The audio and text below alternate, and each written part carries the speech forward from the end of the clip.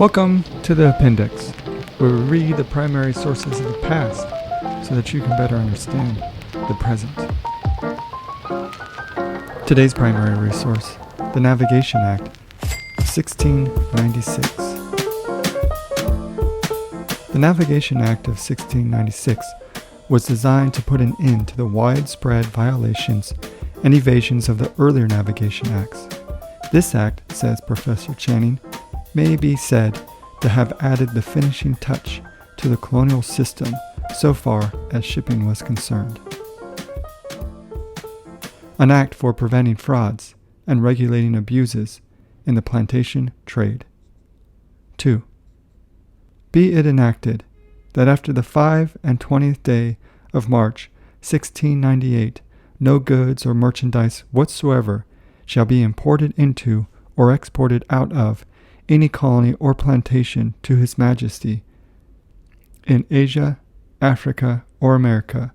belonging or in his possession, or shall be laden in or carried from any one port or place in the said colonies or plantations to any other part or place in the same, the Kingdom of England, Dominion of Wales, or town of Berwick upon Tweed, in any ship or bottom, but what is or shall be of the built of England,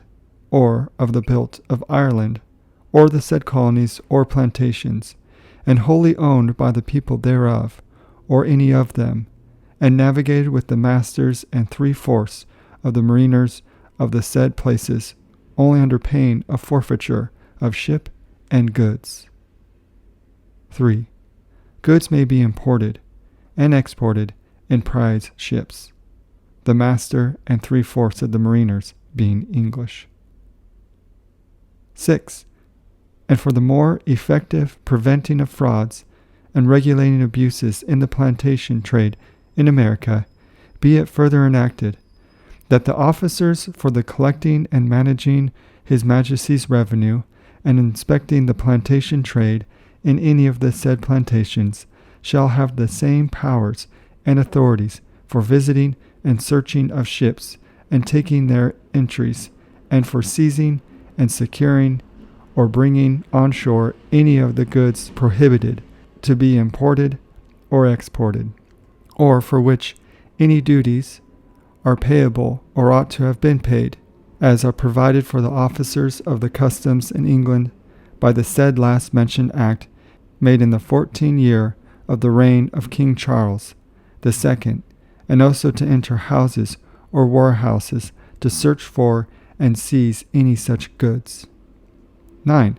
And it is further enacted that all laws, bylaws, usages, or customs, at this time, or which hereafter shall be in practice, any of the said plantations, which are in any wise repugnant to the before mentioned laws, or any of them so far as they do relate to the said plantations,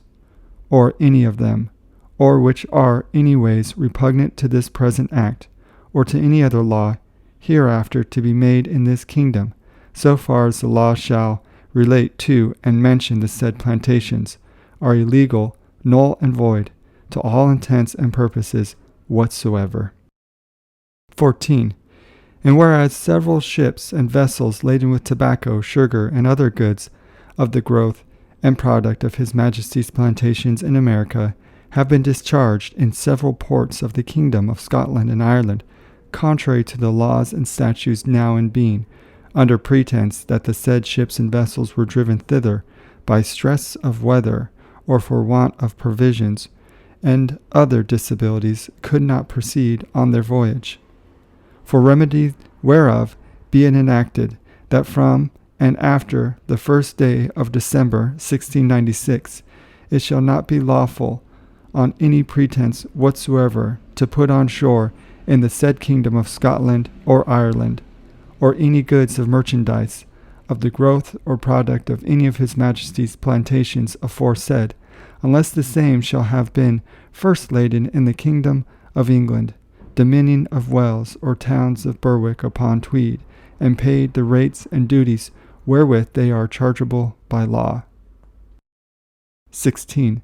And it be further enacted that all persons and their assignees claiming any right or property in the islands or tracts upon land upon the continent of America by charter or letters patents shall not at any time hereafter align, sell, or dispose of any of the said islands, tracts of lands, or properties other than to the natural born subjects of England, Ireland, Dominion of Wales, and the town of Berwick upon Tweed, without the license and consent of His Majesty, and all governors nominated and appointed by any such persons or proprietors, who shall be entitled to make such nomination, shall be allowed and approved of by His Majesty, and shall take the oaths enjoined by this or any other act to be taken by the governors or commanders in chief in other His Majesty's colonies, plantations, before their entering upon their respective governments, under the like penalty of His Majesty's governors and commanders in chief are by the said acts liable to. 17. And for the more effectual prevention of frauds which may be used to elude the intention of this act by coloring foreign ships under English names, be it further enacted that from and after the 25th day of March 1698 no ship or vessel whatsoever shall be deemed or pass as a ship of the built of England, Ireland, Wales, Berwick, Guernsey, Jersey, or any of His Majesty's plantations in America, so as to be qualified to trade to, from, or in any of the plantations, until the person or persons claiming property in such ship or vessel shall register the same. Thank you for joining us for our primary source today on the appendix. We will see you in the stacks.